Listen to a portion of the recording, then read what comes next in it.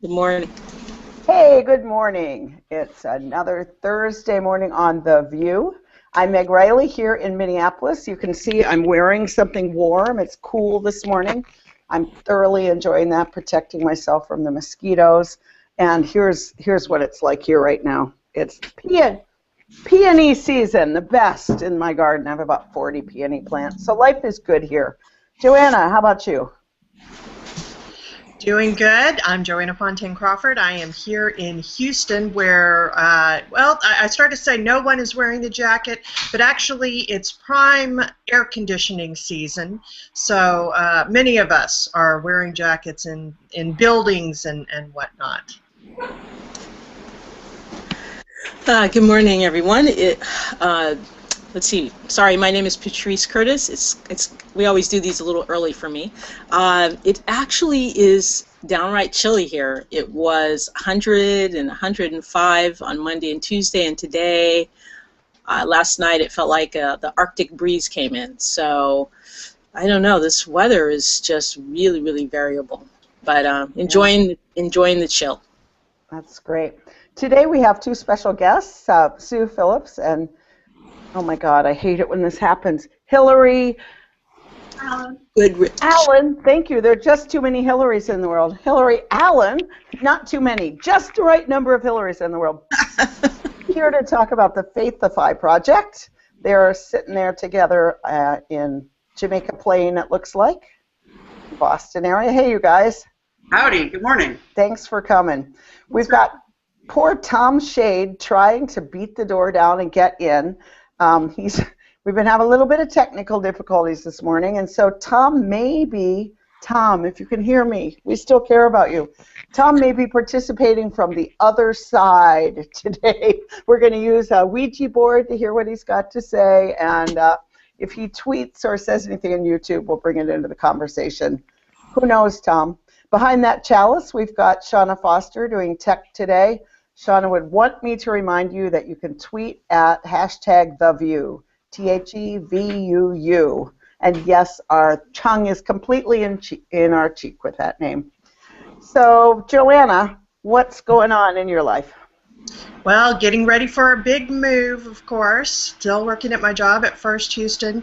And as I was mentioning earlier, I guess I'm late to the party, but I just got one of those newfangled activity trackers, and just by wearing it, I just feel so much more athletic and healthy. It's amazing how well it works. Well, that'll be useful for General Assembly. You'll see how much time you spend walking around. That's true. Right. Does it track your steps? Yes, it tracks steps, and I have a plug-in. It's tracking how much caffeine I drink, and then it correlates that with it's I gotta admit, it's a little creepy because you wear it at night and it tracks like when you're deep sleeping and when you're light sleeping. So, you know, it's you wear it in the shower and it tracks how clean you get? I mean, what? Supposedly you can wear it in the shower, but, you know, boundaries. I'm all about the boundaries, even with my mechanical devices. Well, that's something. Patrice, what's going on in California? Anything? Well, I wish I had one of those. I have been eyeing those for some time. I'm particularly interested, actually, in the sleep. I think it's kind of fascinating to know how long you're in deep sleep and how long you're restless and moving around and how many miles I travel kicking and whatnot. So, in your sleep? Yeah. So I look forward to hearing how that goes and deciding whether or not to get one of those myself. Let's see, there's not too much going on. It's just sort of the usual. I'm beginning to, even though it's way far off, I feel like I'm beginning to stress a little bit about ordination and planning and getting people together and in two different locations. So, but I'm also looking forward to it. So it requires me to put on my project management hat, and I think that's always such an interesting thing about ministry. On the one hand, you're, you know, sort of present and I don't know, sort of open to the world emotionally, and at the same time, then you have to put on your reason hat and check the boxes and line up timing and things of that sort. So Now, when is your ordination, Patrice? It's not till November, so I guess it feels a little odd to be already stressing about it, but part of the challenge, of course, is that summer is here, and people go away for the summer, and we all relax, and then we're going to come back, and it's going to be September, and like, ah! Well, now I am all in pre-GA mode myself at the minute. Looking what I'm looking at is a lot closer. It's exciting. Looks like a lot of good stuff going on this year, and yeah, always fun to see the people. You know, for years I dreaded GA. For years I just dreaded it, and I mean, because I've been going every year for I don't know forever, and then I just crossed a threshold and loved it. Now I love it. And so, you know, maybe I'll dread it again soon. I don't know. But I'm loving I haven't dreaded it yet, so maybe maybe I'll go from loving it to dreading it and then to loving it again, hopefully. Yeah, there you go. I have to say, I just realized that this will be the 10-year, for me, the 10-year anniversary of when I went to my first GA, got the call, which was heavily confirmed by Rosemary Bray McNatt's Service of the Living Traditions sermon, and here I am back again. So be very careful about GA. It can lead you to places you never expected to go. Well, you know, I'll just say, in fairness with dreading it, being on UUA staff, it's not an option to not go. I think if I were somewhere else and dreaded it, I just would say, well, I'm not going. You know, that would be that. Oh, right. So I think I'll just put in a word, because we have a couple UUA staff people here. For UUA staff, GA is kind of like one big coffee hour that never ends, where you know how when you're tired and people want things from you all, like I'll never forget one year it was in Florida and I was swimming and a person came up to me in the water and said, handouts. So I put my hands out thinking she wanted to dance or something, and she said, no, I want the handouts from your workshop. And I thought, we are swimming at dawn, you know.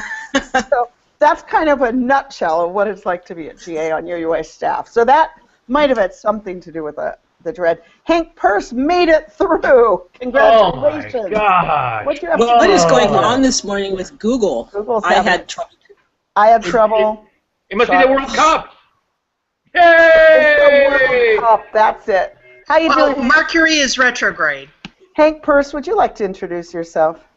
Hi, everybody. Hank Purse. I'm speaking to you from chilly Medford, Massachusetts. And it's good, and the World Cup starts today! Ole, ole, ole, ole, ole. Exactly.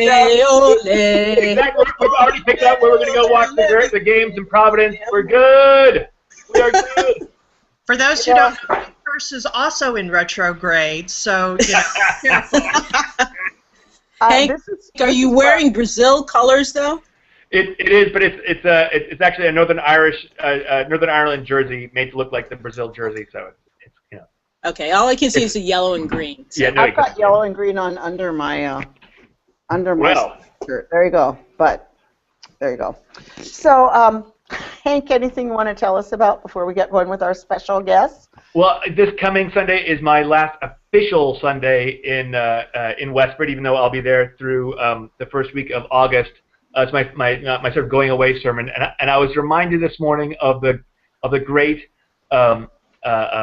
preaching tradition of the leaving train sermon. Do you know that? Like that, of like it's the sermon that your last sermon in a church, and so you tell them what you really think about them, and then you walk out the front door and you catch that train that's leaving. You know? Don't worry, Sue. I'm not doing that, Sue. Don't worry. I'm not doing that, but I'm just reminded of that. You're taking the bus. I'm taking the bus. Sticking my thumb out. No, in fact, and there's some great. If you Google "leaving train sermons" on YouTube, if you look it up, there's a couple in there. You kind of go, oh my gosh, they must not be ordained by a real denomination, because I can't believe they're saying that stuff. But it is also one of those things that as a parish minister, you kind of go, oh, I wouldn't mind getting away with that, saying something like that, though. That's a good, you know. Well, let's hats off to everybody who's in transition right now with saying goodbye. I know it's heartbreaking for people, even when it's a greatly desired departure. It's still heartbreaking. And so for all the people who are doing that well, thank you. It's something we don't really learn how to do very well, say good goodbyes. So a lot of people, I noticed this early in life, would just rather be mad than sad. And boy, do you know it. By the time they leave, you're like, get out of here. So I learned that living in a co-op house. You know, like I'd love someone. But the time they'd move out, they just would like flake out on everything by the time they left. So that we're all like, get out. Yeah, and like you said, I think some people would rather be mad than sad. My sister used to live in Washington State, and finally all the rest of our family started comparing stories, and we realized that what she would do is like a day before, you know, when any of us were visiting, a day before we left, she would just start picking fights, so that basically she would drive us to the airport and like shove us out, you know, watch us roll.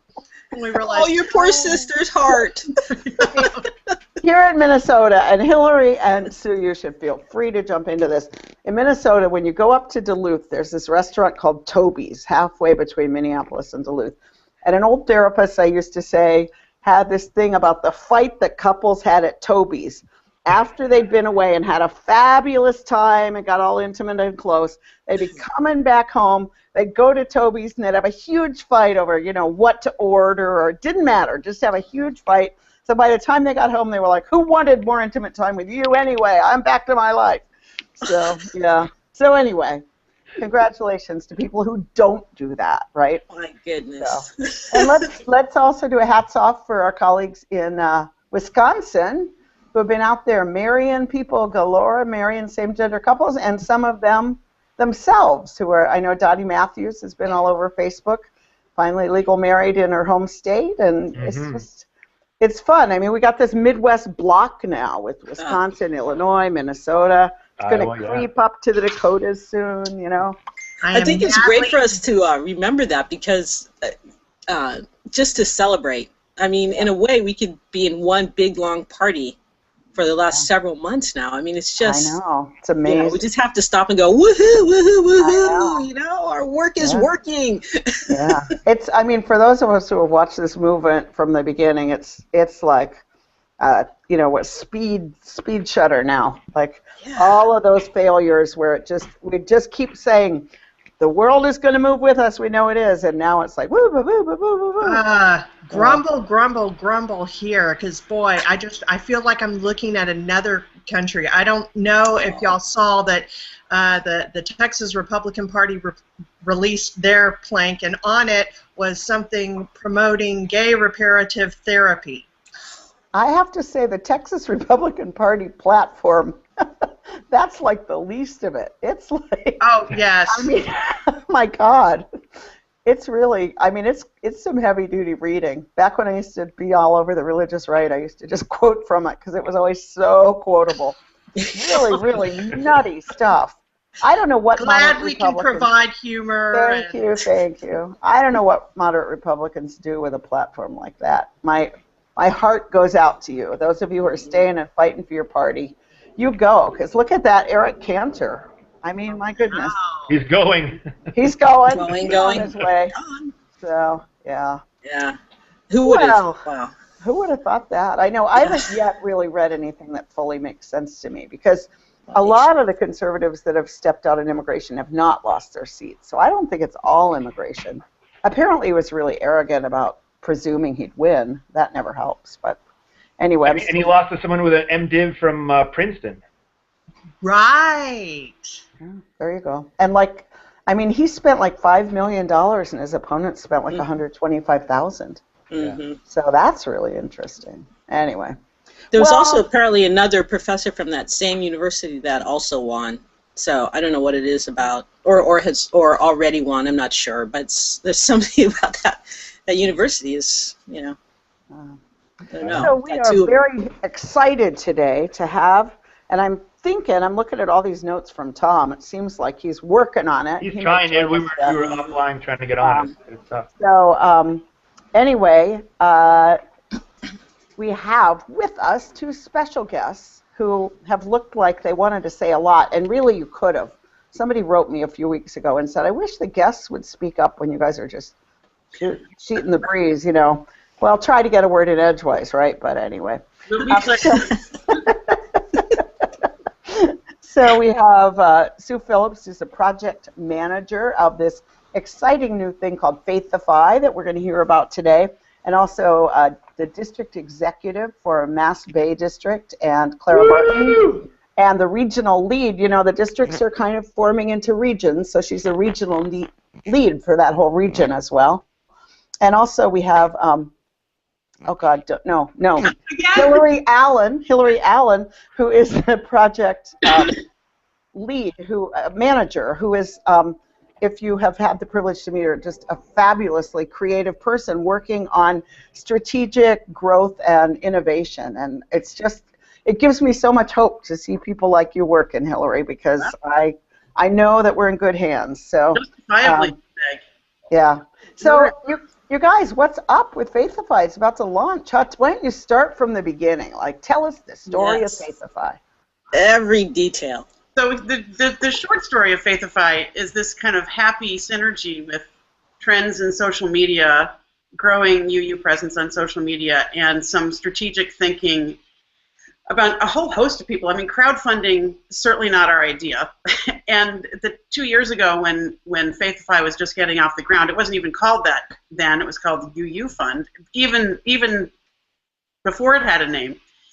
And I heard a story. In fact, anybody who knows Harlan Limpert heard him tell the story of envisioning a new role for our UUA that had to do with providing essentially a platform. He makes an analogy with Apple's App Store, where our UUA began to act more like a broker of relationships with some minimal standards and standardization to provide a language across difference that then everyone else could participate freely in, and kind of eliminate the middleman as a resource provider and expert, and re-envision our UUA as being the broker of those relationships. And I was, as many people were, inspired by this vision, and crowdfunding platforms seemed like a perfect expression of that new vision.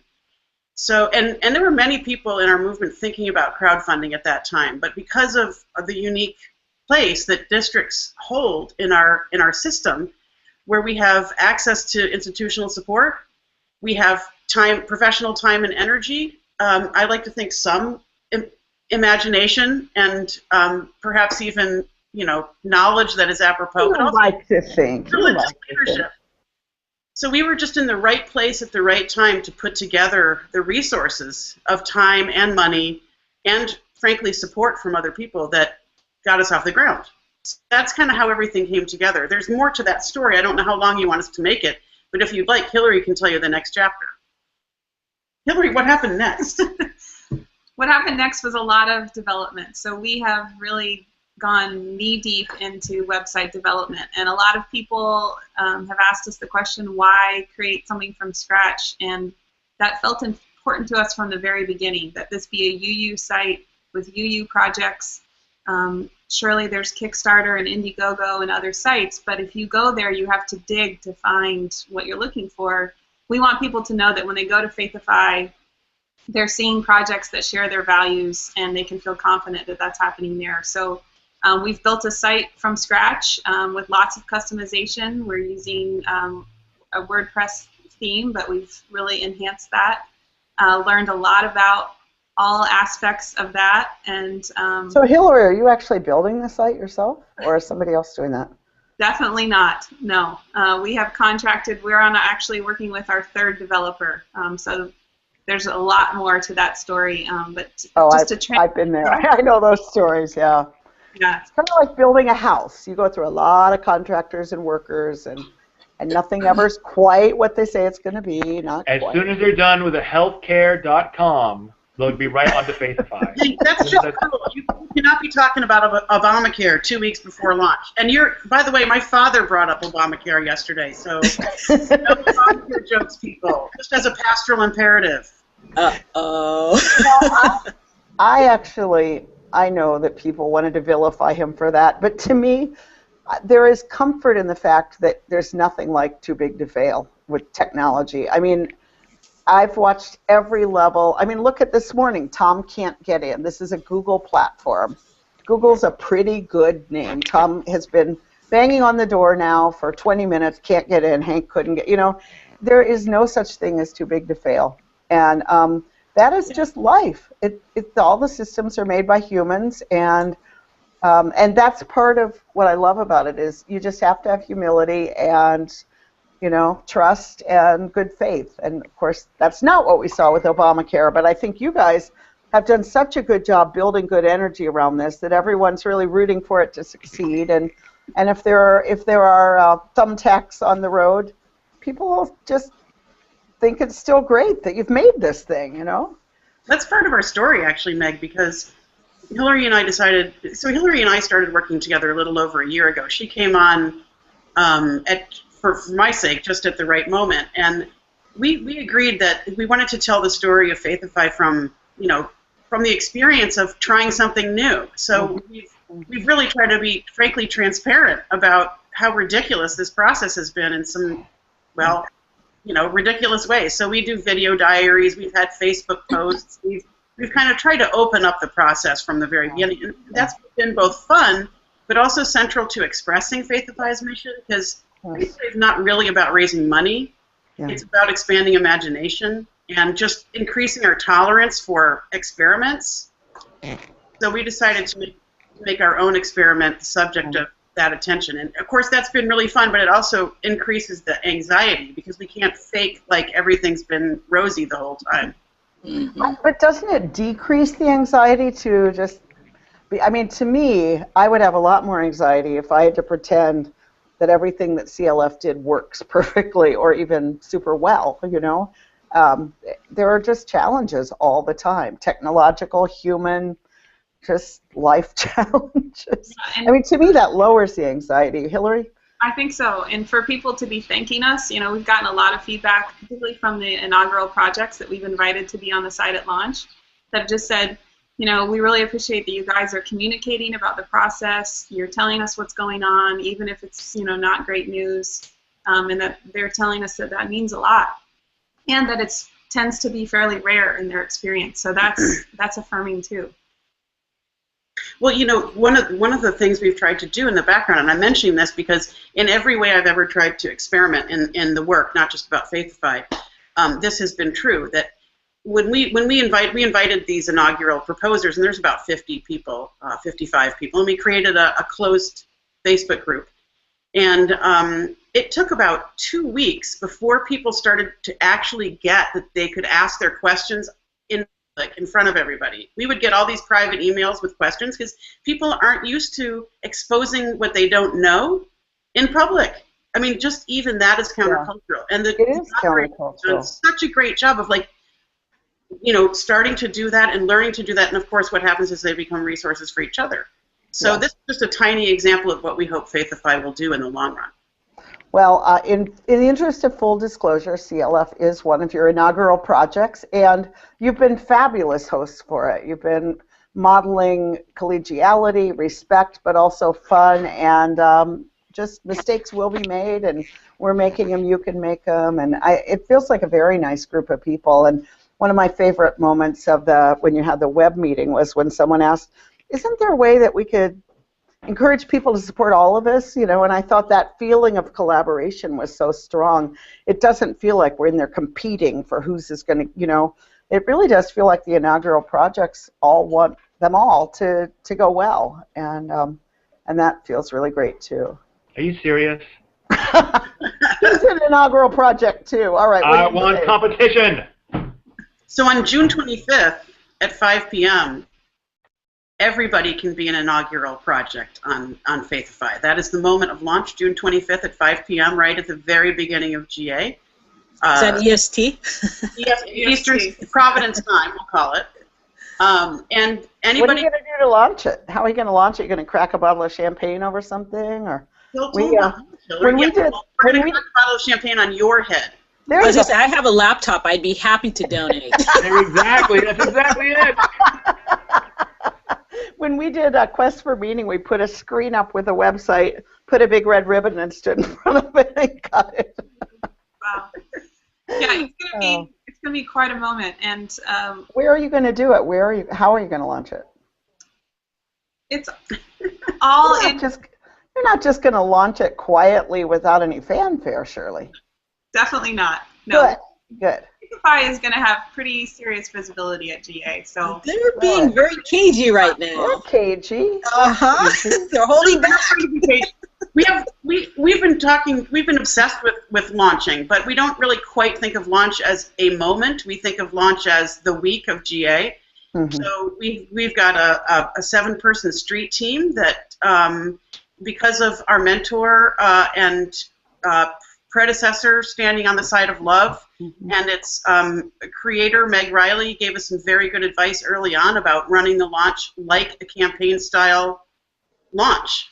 So we have people that are going to be in the hallways, just engaging folks with their smartphones and laptops and getting people to get excited about the site. We've got workshops, we've got ads in the program book, we've got swag, tons of swag. Not as good as Preacher's Fight Club, but we do have some swag.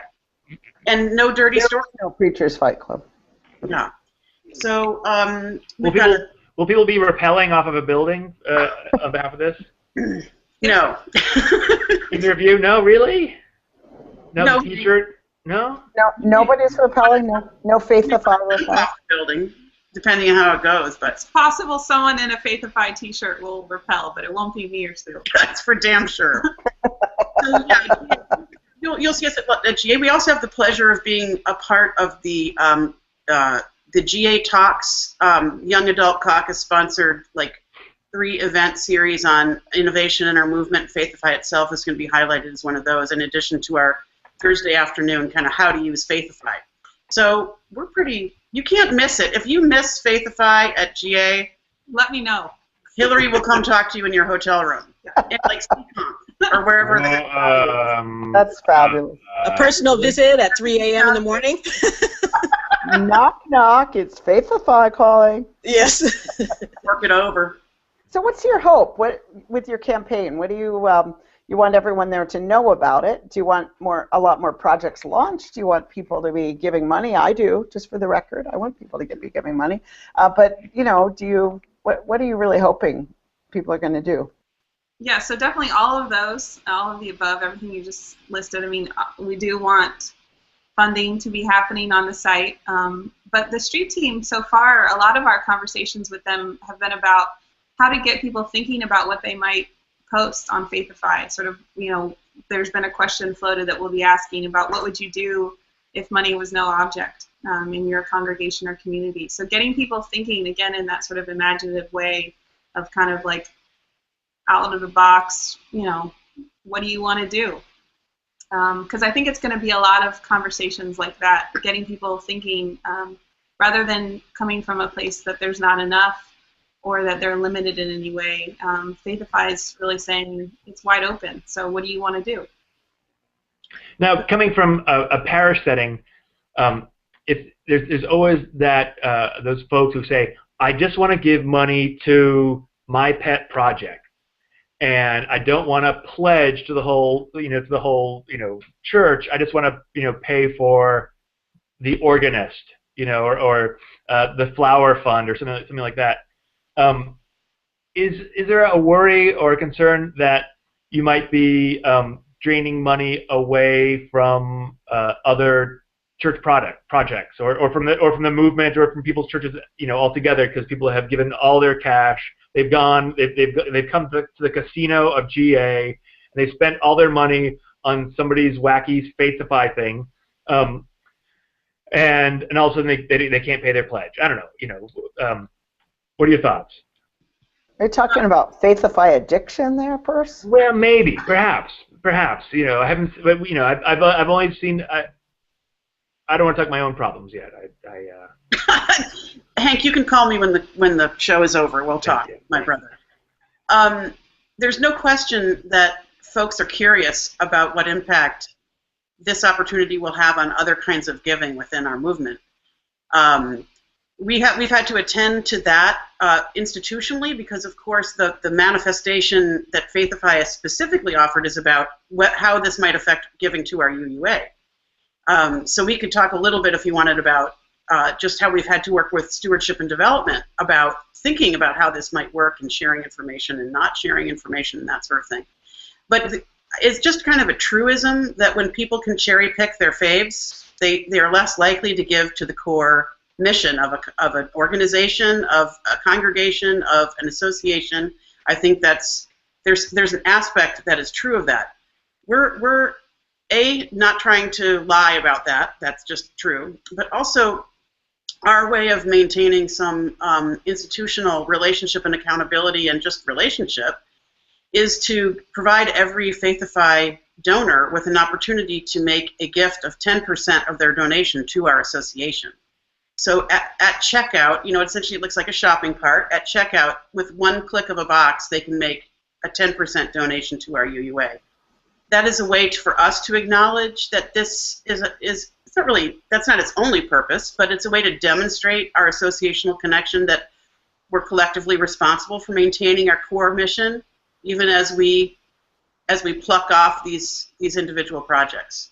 So it's been a fascinating feature of this experience to try to think a little bit about that. That sounds like what Kiva does. Yeah. It's not 10%, but Kiva has a place for you to check the box to add just a couple bucks or something onto a loan that you give to someone. So I think that's a great idea. Well, it's possible institutional tithing. I know that there are Christian churches that will do that whenever they have, special fundraising or grants that they get. They instantly tithe 10% of it to their larger body. I think Hank's question is also instructive because honestly, there's a lot of things about this that we don't know what's going to happen, and it feels important to us that we are honest about that and transparent. This is the first of its kind that we know of, a denominationally based crowdfunding platform. So sure, there's lots of sort of best practices and learning from other crowdfunding platforms, but we've never really seen it happen in a denominational context like this. So we don't know what the implications are going to be for fundraising, but sort of those unknowns don't overshadow the possibility. So it seems worth it to just keep going and see what happens. May I add also, just for the record, and more than just the record, to have a true story, we have gotten nothing but support from our associational friends up and down the system from the very first. People are curious about how it's going to go. People are cautious by nature, but all along, from everyone top to bottom, folks have been incredibly supportive, including people in stewardship and development. And all we're promising to do is learn together. And frankly, folks have been totally down with that. So and that's part of, to me, as a sort of insider UUA staffer, that's been a very beautiful part of this story. Did they make you say that? There's someone you can't see to her left. Not, no. Who else is on the couch with you? Who else is over there? Move the camera around. I will say that I'm excited, not only because we're launching our own project, but also to see it, to be a donor. I mean, I think that it gives me access to things that I kind of know a little bit about, some of which have been on the VUU, but I don't go track down how to give money to different things that are going on, and so I think it's. I think as it gets bigger, we'll all get a lot more targeted with what we're looking at. But at least initially, I'm really excited about just looking at all 50 of those initial projects and just like feeling the abundance of what's going on in our movement and the creativity.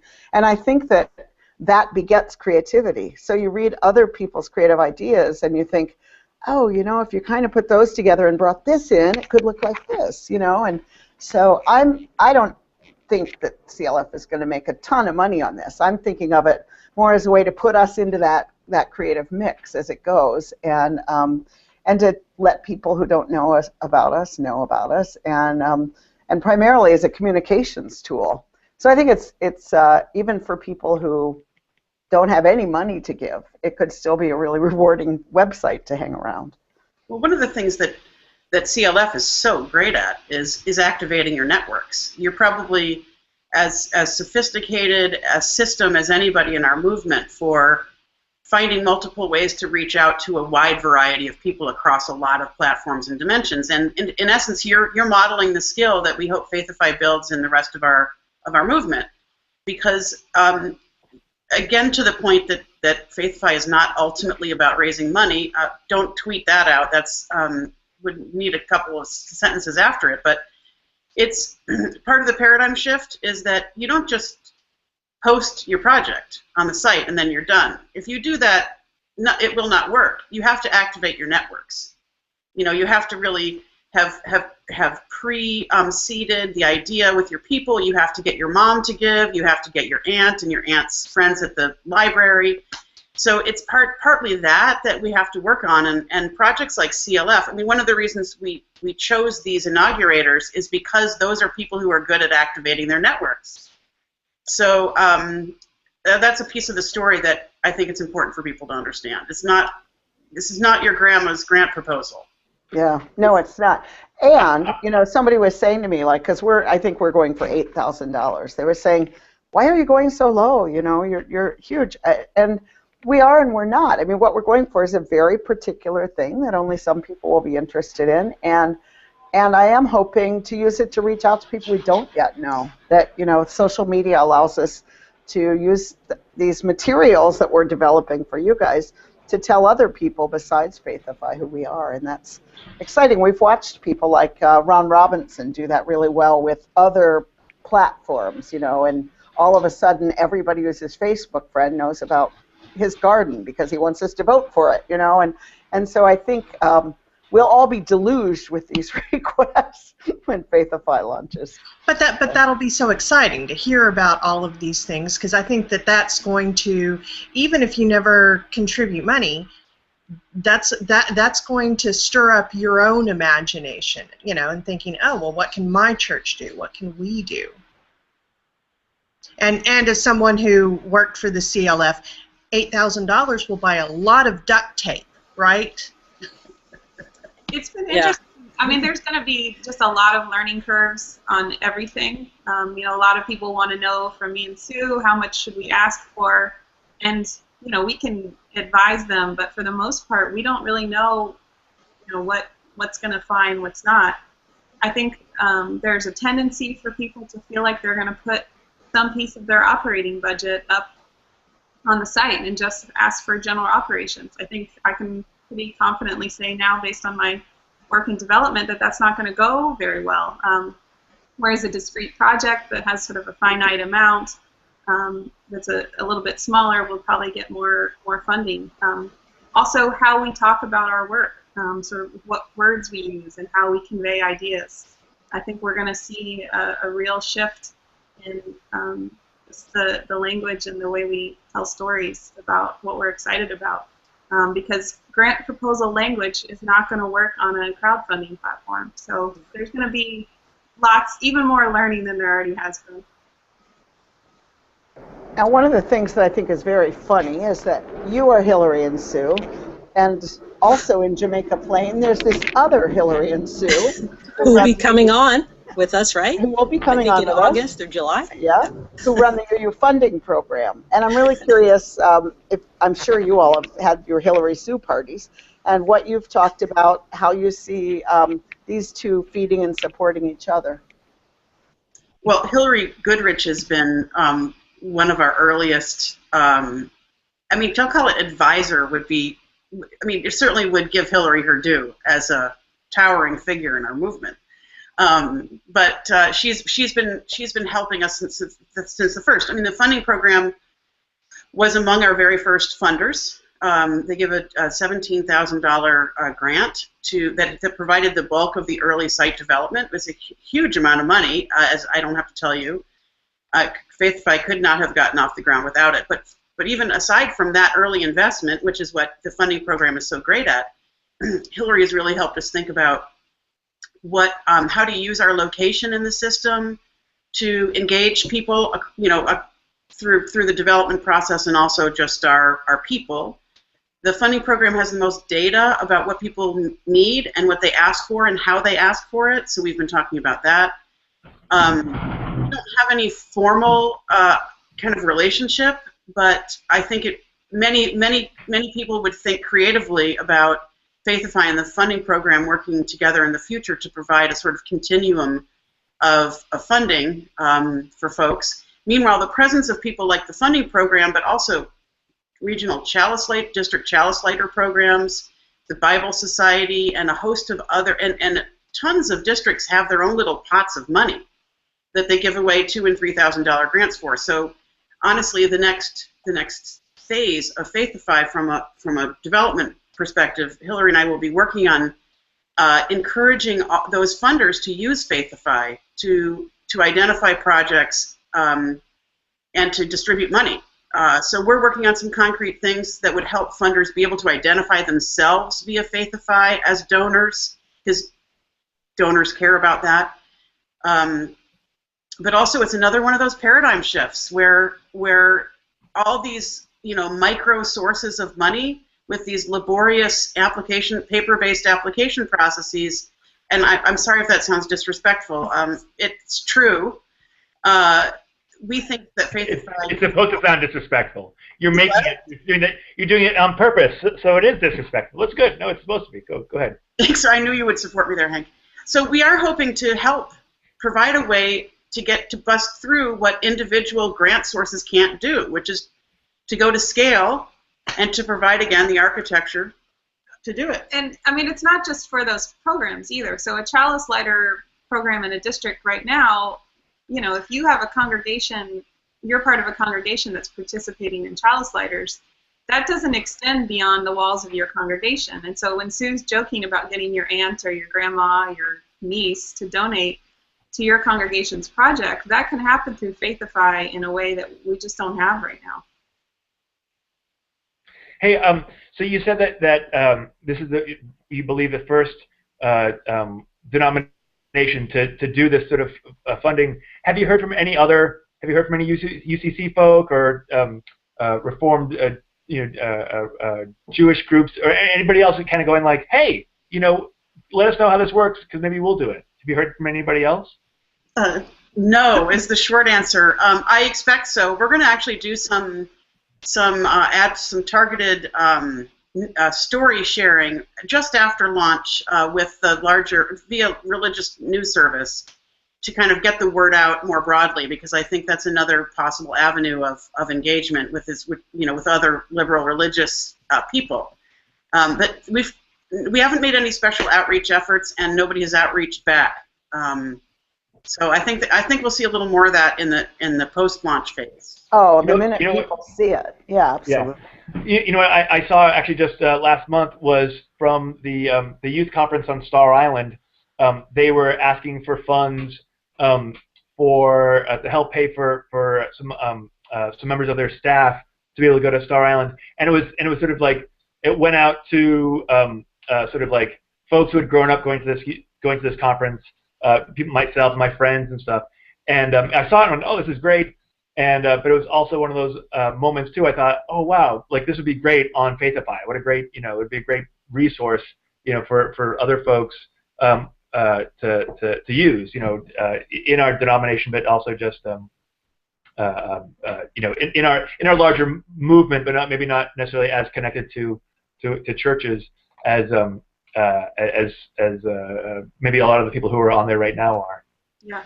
So like right now, I think we have at least 2 UU projects that I know of, Original Blessing and Drum, both have projects up on Indiegogo. And basically what that means is that those groups have to target their networks and drive them to their specific project page. But once they get to Indiegogo, people are probably not going to click around and look at other things. Versus if you come to Faithify to fund those projects, you can know that when you're circulating around and browsing around, it's all Unitarian Universalist projects. And I think other groups have, created like a portal off of Kickstarter, but that just seemed not what we wanted. So Faithify is all UU all the time. So I want to follow up on that, all UU all the time, because it is, and yet isn't it partly beyond? I mean, aren't you imagining that while all the projects need to be firmly grounded in Unitarian Universalism, that many of them are missional projects? So they may be grounded and working from Unitarian Universalism out into the world. So I wonder if you are imagining non-Unitarian Universalists as part of the audience. We must all be thinking the same way, because that's the question I've been sitting on myself is like, oh, you know, when Hank said, oh, have you ever imagined UCC? And I was like, yeah. What do you imagine, Patrice? What little dream got dreamt in you? Well, I mean, first off, you have a great name. It's a name that really, you know, can go anywhere. Oh, okay. Was that Hillary's? I see some. Yeah, no, okay. It was mine, actually. We thought about it. We thought about it mostly because Sue wanted to steal CLF's name for something else. So we finally came up with Faithify. Now she's I want to hear about Patrice's dreams. Yeah. We would have sold you our name for $8,000. Sorry, go ahead, Patrice. Well, I mean, it's not really full-fledged. It was just a thought I had while we were sitting here. But I thought, you know, we're trying to be exactly what you said. We're out in the world. This is a way of being out in the world. And suddenly I thought, well, you know, UCC is you know, the denomination that we keep sort of sidling up to, and they keep sidling up to us, and you know, we have some natural synergy there. So I thought, well, I wonder, you know, this could actually open up, and you could still have a way of it being. There could be a section, I guess, that was all UU all the time, if that was, you know, if we still wanted to have that flavor. But I don't think too many people would look askance at UCC being on there also. I don't think they'd say, ooh, how did that happen? I think they're like, yeah, that kind of makes sense, and there might be some interesting stuff going on there too. And I don't know, it's just kind of expanding, you know, expanding the ideas. Like neighborhoods on Faithify. There's the Reform Jewish neighborhood, and then there's the, it'd be like Jerusalem, only better. Wow. I love that idea. Neighborhoods, calling them neighborhoods, that's so great. And a wailing wall. Yeah, we have the pay to pray. A pay to pray wailing wall. I like it. I like the way you think, Sue Phillips. I like the way you think. I'm saving you from yourself. One of the interesting philosophical questions that there have been many theological, polity, and philosophical questions that we've had to engage in the process of developing the site, and one of them, of course, was what makes a project Unitarian Universalist? For reasons that our hosts here are all, I'm sure, talk a lot about in all of the views, is what does that mean and how do we know it? So I'll defer to your thoughts about that in a minute, but the way that we answered the question for Faithify's sake, and it's really what Hillary and I have come to think of as the heart and soul of Faithify, is the question of how do you claim Unitarian Universalism and how are you claimed by it? And where the edges of these questions lie in terms of what is just outside the boundary of what is and isn't, we have yet to understand or explore, but I'm pretty sure this experiment is going to help us do that.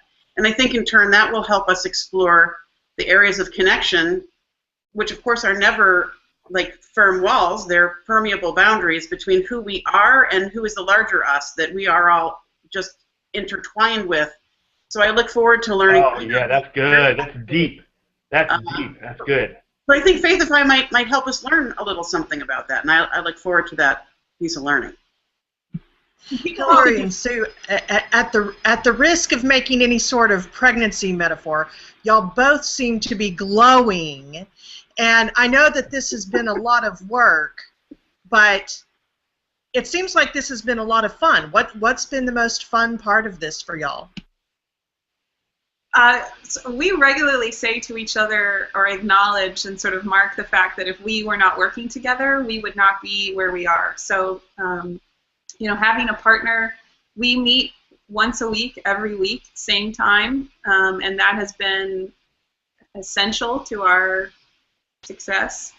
And the balance, for me personally, the balance of the theological and the polity and the philosophical challenges with the technical at the same time just keeps me really engaged. I get to, you know, exercise all aspects of my brain and spirit. So, yeah, it's been fun. I mean, it's surprising to hear that we're going. You know, we're freaking out, yeah, people. We're totally freaking out. You can't tell, but I mean, you're drunk.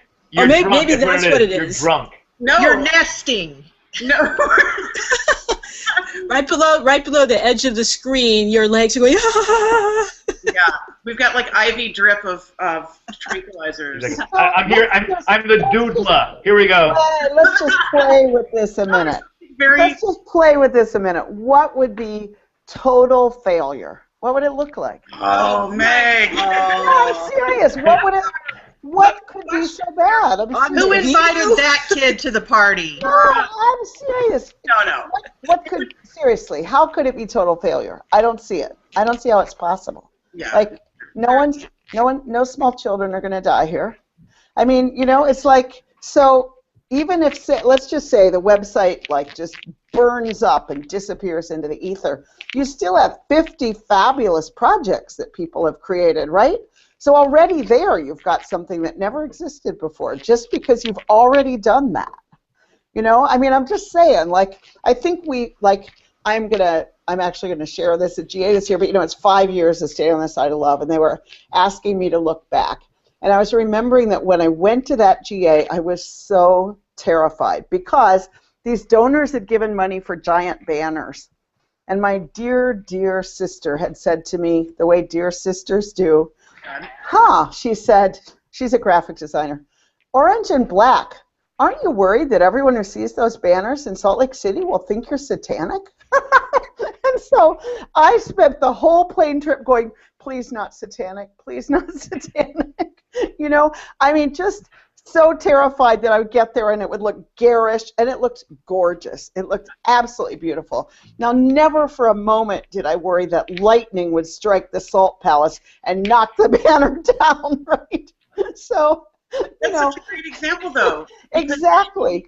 Anybody who does a project like this knows that we have no idea the crap. No idea. None. We haven't seen any of the bad things that have happened with Faithify. But that's how you get anywhere, right? That's how you get somewhere. Well, I think if no one gives a single penny, which we know is not going to happen. Because I'm already committed to giving money. But yeah, and so am I. Let's just say I wouldn't. Yeah, I am a Kickstarter fan. I am so waiting to see all these great projects. But if nobody gave a single penny, the fact of the matter is, some of the most creative work that's happening in our denomination is going to be on that site, and people are going to be able to see it. And I'm so thrilled for Original Blessing, the Sanctuaries, and CLF, and I don't even know what on. I cannot wait to get on there to see who is doing what. It's a pastoral intervention we've got. Perfectly timed, people. Perfectly timed. People ask me if I'm nervous about getting married. I'm getting married in about 10 days. And I say, I'm not worried about getting married. I'm worried about Faithify. I'm so much less nervous about marriage than Faithify. But no, it's just been, you know, it's just a huge, it's going to be a huge party. And it's, you know, we're aware that. Faithify or the marriage? I'm well, both, I think. But I'll leave that other part out for now. We'll talk all right. We'll talk about that later. All these people. But you know, there's been nothing quite like it, and we're aware of hanging out there, and we've made a lot of bold claims, and our success it will change the way you engage your faith. Like that, it'll change the way you engage faith. So you know, well, let's just say you already have. You've already accomplished that. Mission accomplished, as another leader proudly proclaimed. I'm glad you can't see us from the waist down when the image comes to mind. Yeah. No, I think, Hillary, that video you made. The longer I'm on here. That video you made was fabulous, Hillary. That was so good. Not me. Aaron Sharp. Who made that? Aaron Sharp. He lives in Northampton, Massachusetts. Okay. Well, let's just say, so people, there's no website to send them to now. Where could people who are so excited they don't want to wait until June 25th, what could they do now to get to know more about Faithify? So we actually have a placeholder website at faithify.net where you can see a lot of things that will be on faithify.org. We were trying not to do that, but eventually it just seemed like we needed to have a placeholder site. And then also we have a public Facebook page, facebook.com/faithifyuu, which has all kinds of activity, including a countdown. That's right. Before GA. And those are the best places. And then Wednesday, June 25th at 5 p.m., you can follow, share, and fund your way to changing the way you engage your faith. and Patrice and Meg can start forking over their money to the project. Right. We'll sit down at 5:01, nothing going on right then. I mean, that is one thing I wonder about with the launch, is that summer is such a sleepy time. So it's going to rely a lot on people being on social media when they're not doing a lot of other churchy stuff. A lot of people are kind of off the grid a little bit. So do you have a mobile app? Is that in the works? The site is fully mobile. Okay, so so folks can be sitting in the plenary funding. They can be sitting in the plenary. They can also be in the Young Adult at GA Talks, and some of those projects have projects up on Faithify. So while you're listening to that TED-style talk, you can be finding that project. So wait a minute. While I'm doing workshops at GA, I should be saying, as featured on Faithify. Yes. Absolutely. Hey, you better believe it. Absolutely. Put the QR code on your slide, and I mean that's why we're doing it at GA. To be honest, that kind of. Is it? Can I find it on the GA app? Can I use it? Is there a link yet? No, there's not, and it isn't technically an app. I should say it's just a very mobile-friendly site. Oh, Jesus Christ! You have to you have to see if you can get it in there somehow, though. Hank, what do you? You're an inaugural project. I did my full disclosure. You didn't do yours. Yeah, no. Well, it's because I'm really waiting to start. I'm going to be using GA to do my planning with other stuff because mine is really geared towards clergy. My project. So You're not going to launch June 25th. No. I'm just doing planning. Also because mine isn't. I doubt the people who will be funding it. I mean, I might get a few folks who aren't clergy to fund it, but really, it's more of a clergy event, programming sort of thing. So, Meg, it kind of sounds like he's saying that rule number 1 is there is no project, and rule number 2 is there is no project. Hank, you're going to talk about it during ministry days, though, right? Oh yeah. Puppet show. Of a puppet show. Sue said that puppet shows go really well on Faithify. So, yeah. I would like to see an interpretive dance, please. You said that's how Candy won her heart, was with sock puppets. That is not. I think that's what it was, right? Am I right? All right. Hank is doing insider talk. For those who don't know, Sue's fiance is a past VUU guest, Tandy Rogers. Hard to imagine what conversations at that dinner table are like. Whoa! Good for the movement right there. A partnership like that's good for all of us. Well, it's been great to spend an hour with you. I'll give last words to our regulars and then our guests. Anybody got anything to say on the way out? Hank, what do you got? Go USA! Hillary and Sue, thank you so much for joining us. I can't wait to see all of this. Yes, thank you so much, Hillary and Sue. The hour just flew by, and go USA!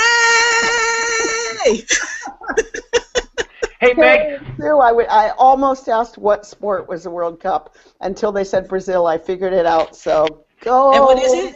Don't say soccer. That's right, yeah. Football. What? Don't say soccer. It's football. Football! Football! Football! Right. Hey, Meg, why don't you tell folks, are we on next week, or are we going straight to GA? Next week we're on, and we have a great guest. Shauna, who's our great guest next week? Somebody great. James Ford. Oh, it's James Ford, Monkey Mind. Yep. Telling us about the Minister. inside of Providence and all good things Buddhist and Yep. And then the next week, we're thinking Tuesday morning, we're going to film during ministry days, kind of as we did last year at GA, who's walking by, what they got to share. It'll be an open mic. So that'll be fun too. Hillary and Sue, what do you got to say on your way out? Really, Faithify is about all of you. It's about everyone who's listening on YouTube or live. It's about activating your ministries, your imagination, and leveraging your resources to follow these projects, to share them with your networks, and then to fund and receive funds. So it's all about all of us. I can't wait to see what happens. Hillary? Good stuff.